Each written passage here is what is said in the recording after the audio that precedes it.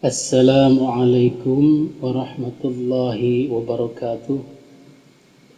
Hamdan wa syukran lillah wassalatu wassalamu ala rasulillah.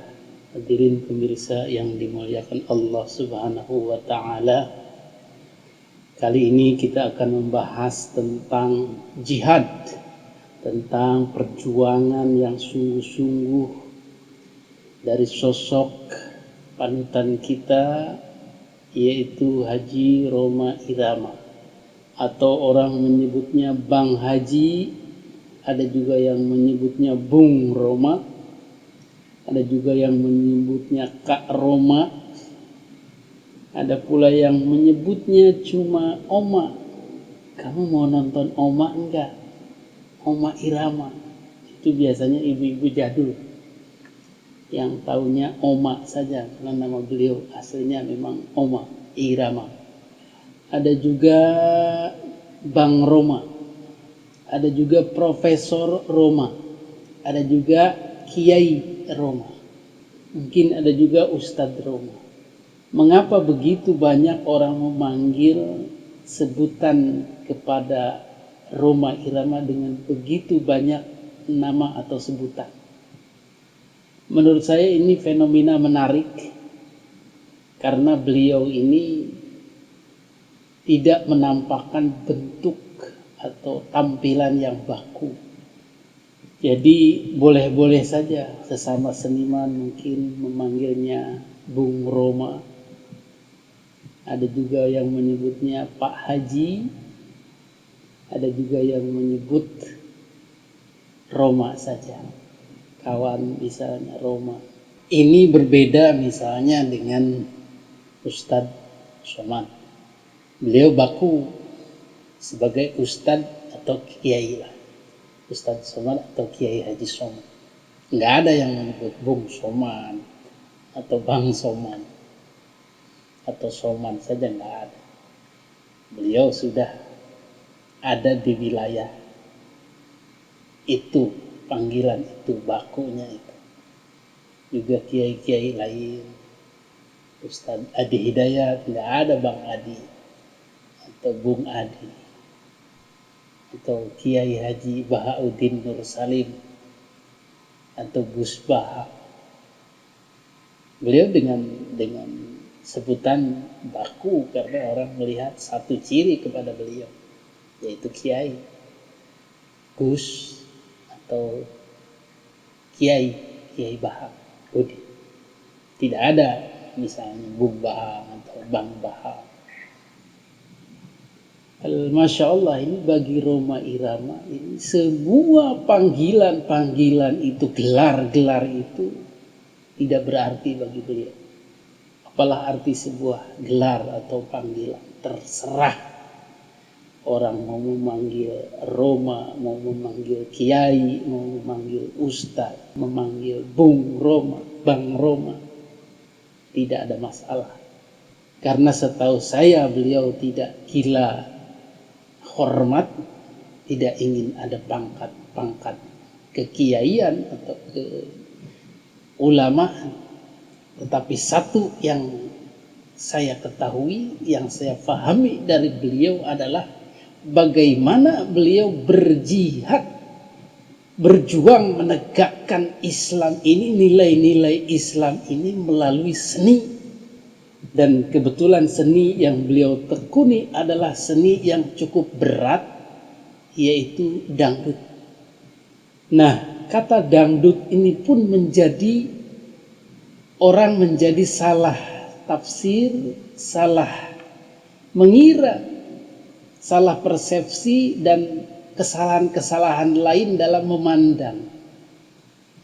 Begitu orang mendengar kata dangdut, maka yang terbayang dari mereka adalah kemaksiatan, pornografi, hal-hal rusak lainnya. Apalagi orang-orang yang dikatakan atau terlihat soleh, kata orang soleh kerjaannya ibadah ke masjid, baca Quran, puasa, bicara-bicara agama. Orang-orang yang suci lah begitu. yang beramal itu ketika ditanya tentang dangdut, maka timbullah dia, dangdut. Masya Allah, maksiat itu. Pornografi itu. Payudara diumbar kemana-mana, bokong di mana-mana, digoyang-goyangkan, disawer. Bahkan ada minuman keras, nei. La, haram. Maka bagi orang-orang soleh, bagi orang-orang yang menyatakan atau dilihat orang sebagai orang soleh, orang alim, maka mereka cenderung sinis a priori terhadap dangdut.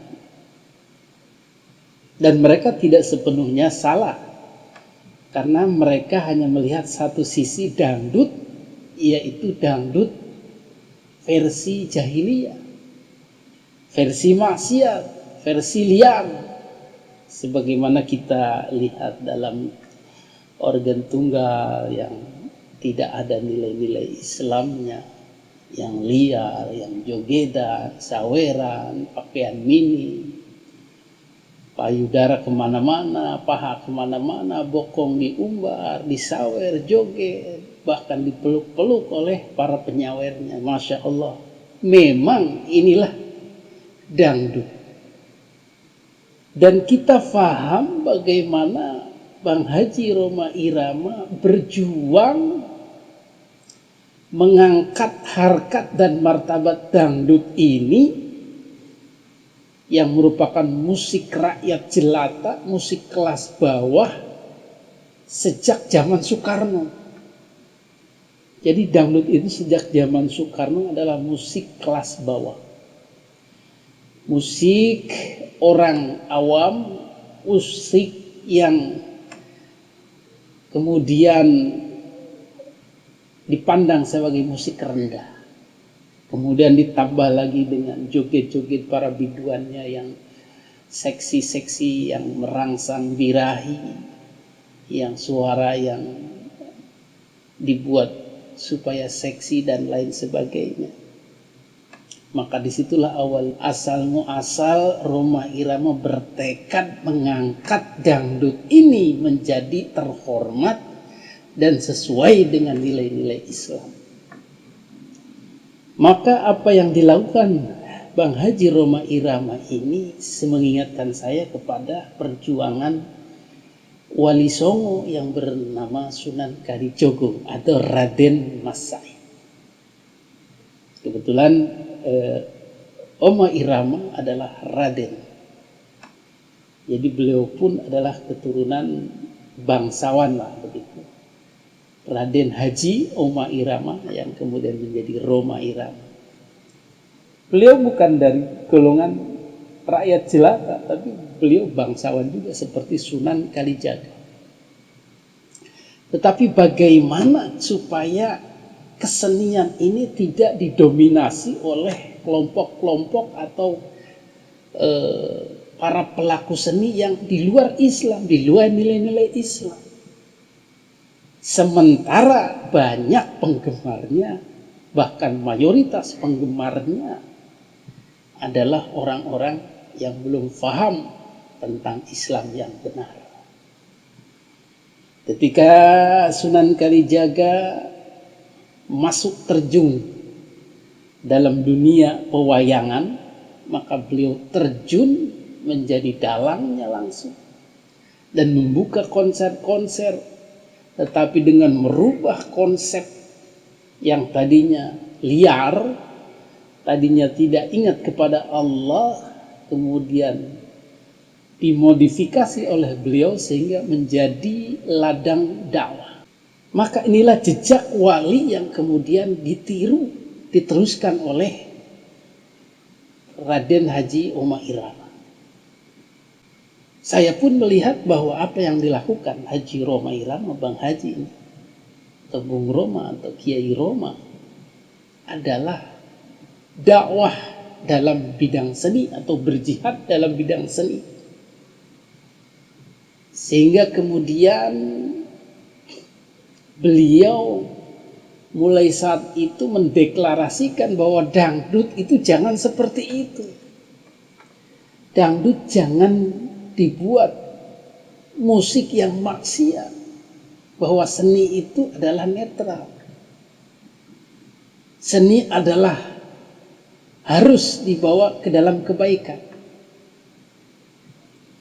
Maka ada dalam salah satu lagu beliau adalah seni. Itu adalah ekspresi dari Bang Haji Rhoma Irama bagaimana jihad beliau dalam bidang seni itu. Seni adalah bahasa pemersatu antar bangsa. Seni indah dan mulia,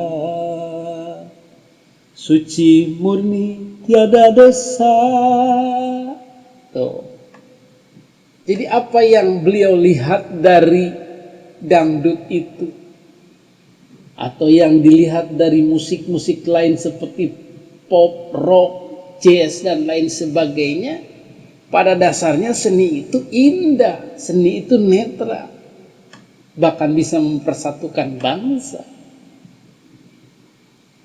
Tetapi kemudian ada orang yang membelokkan seni itu, memperkosanya demi hawa nafsunya, maka dibuat seni itu menjadi liar dan penuh nafsu-nafsu, nafsu hura-hura, nafsu birahi, nafsu untuk bersenang-senang, lupa kepada Allah Subhanahu wa Ta'ala. Seni pun diperkosa demi hawa nafsunya.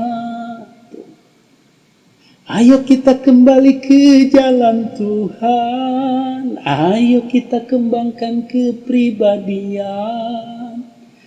Ayo kita kembangkan budaya bangsa. Ayo kita kan sendi agama. Mari bernyanyi dan bergembiralah, tetapi tetap dalam kesopanan dan iman. Tuh. Itu yang diinginkan dari sosok Haji Rhoma Irama dalam seninya itu. Orang masih bisa berkesenian, masih bisa berdangdut, sementara iman tidak lepas.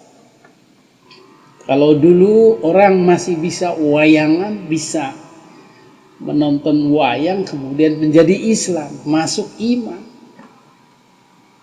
Rhoma Irama berkesenian, berdangdut, bernyanyi, tetapi iman tetap ada, Islam tetap ada, kesopanan tetap ada.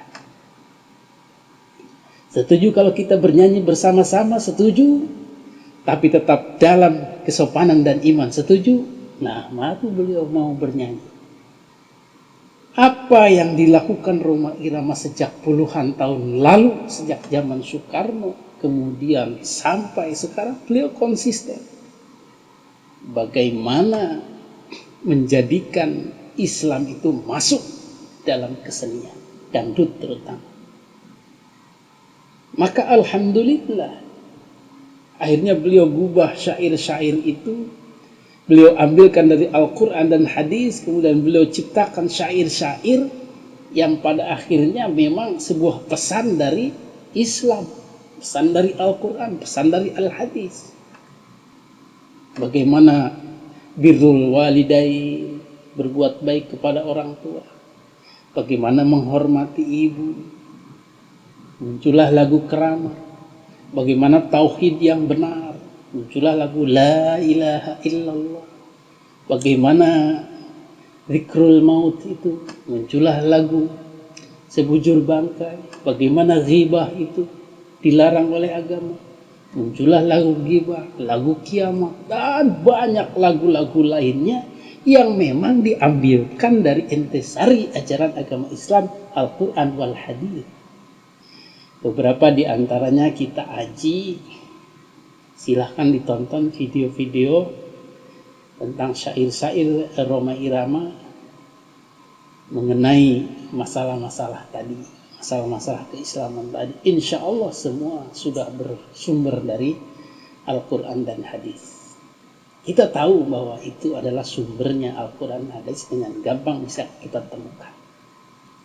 Seperti lagu Citra Cinta, Zuyina linnas hubbus syahawat minan nisa, dihiasi alam manusiawi dengan cinta. Ini tidak sembarangan syair, tapi mengambil dari intisari Al-Quran dan hadis.